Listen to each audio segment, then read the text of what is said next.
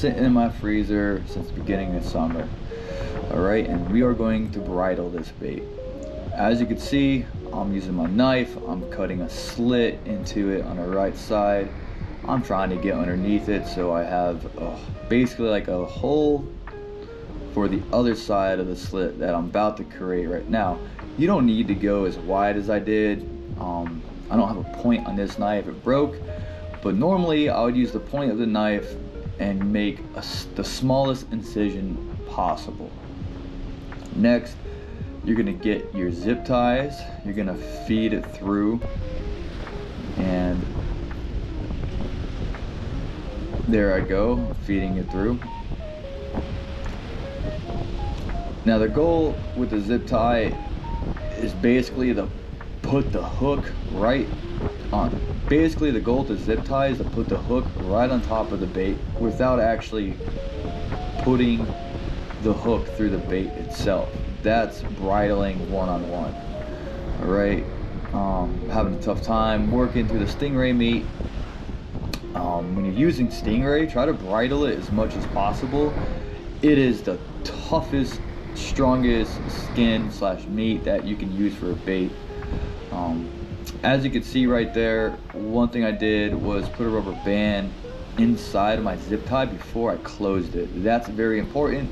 I'm going to explain why in just a bit right here. I'll put my hook in there, lining everything up, kind of make sure everything's making sense to me.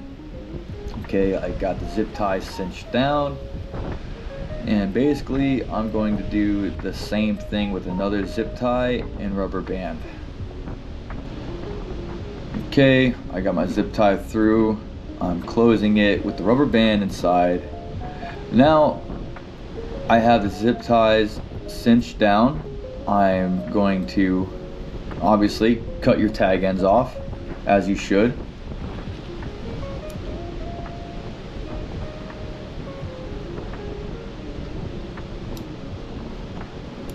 So there I am, just cut my tag ends off.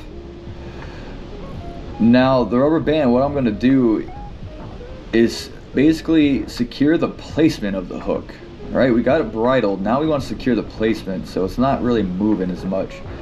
The first pattern I like to do is just around the world. I'm going behind the shank, behind the circle of the hook, behind the shank, behind the circle, I'm closing it. And then I'm doing a different pattern with this rubber band. I'm going in the middle of the hook, around the shank, in the middle of the hook, around the circle, repeating over the shank again, and basically going around the circle and ending it right there. And there it is, a bridled stingray bait. So that's it. Very simple, very effective, and that will guarantee a hookup. Now the next bait we're gonna do is a Jack Crevalle. Don't know how long this has been in my deep freezer, but hey, bait is bait. We're gonna work with what we got. Since I'm using a fin bait, doesn't matter if it's a Jack Crevalle or Bonita. If I'm using the body section like this, I will always cut the tail off. That is just how I do things. I think it's, you know, it's just gonna make it easier for the shark to actually engulf it, and it doesn't get affected by the current with the water with the tail. So that being said, we're gonna trim everything up here. We're gonna cut the dorsal fin off of the fish, and we're gonna cut the rear fin off of the fish as well. We're gonna maximize everything we could so we just have a nice solid chunk of fish.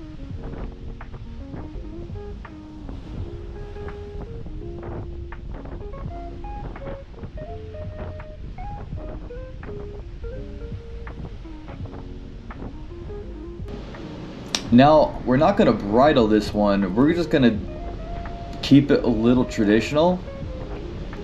I always use rubber bands, guys. Just use your rubber bands. I'm just gonna go around the world, I call it.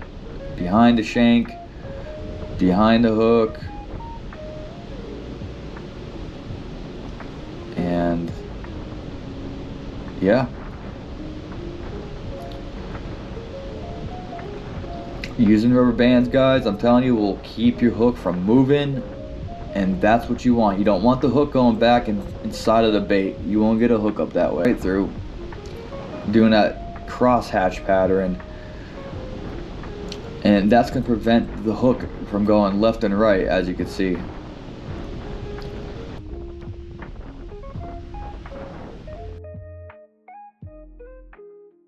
Yeah, you might need to do it. Is it going?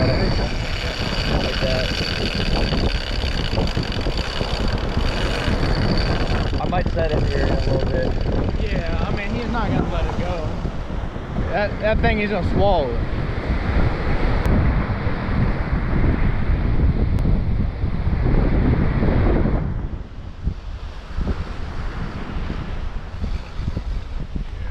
Oh, yeah! Yeah! Got it? Yeah! You got it? Get behind me. You got it.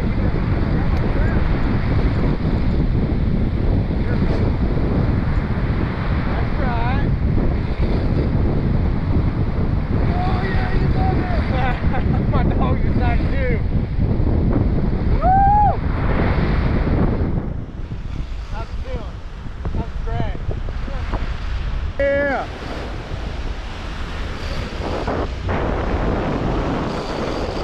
Not bad. It's coming in. That's a good thing.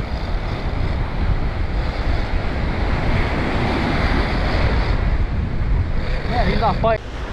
Looks like a big sandball.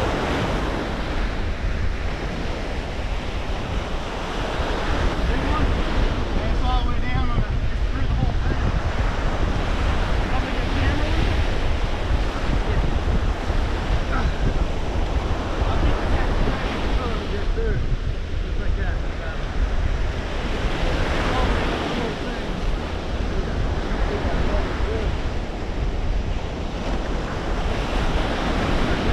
Watch the feet, man. Got a light on me here. Yeah. See if we can get mine.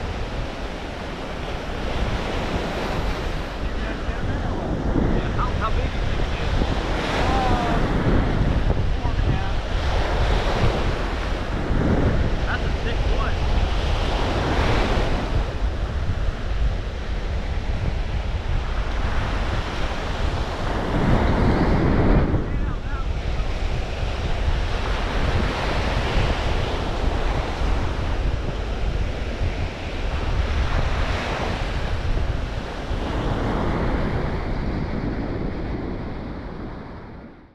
There you have it, guys. That is how you're going to increase your shark hookup ratio, by bridling your bait, by hook placement with the rubber bands, and hook exposure. Those three things right there will definitely increase your hookup ratio. But if you guys are interested in that, I need you to comment some questions, maybe generate some ideas, because there's a lot more that goes into it that could increase the hookup ratio. This is the shark reel and rod that I use to catch at Sandbar. Your Abbott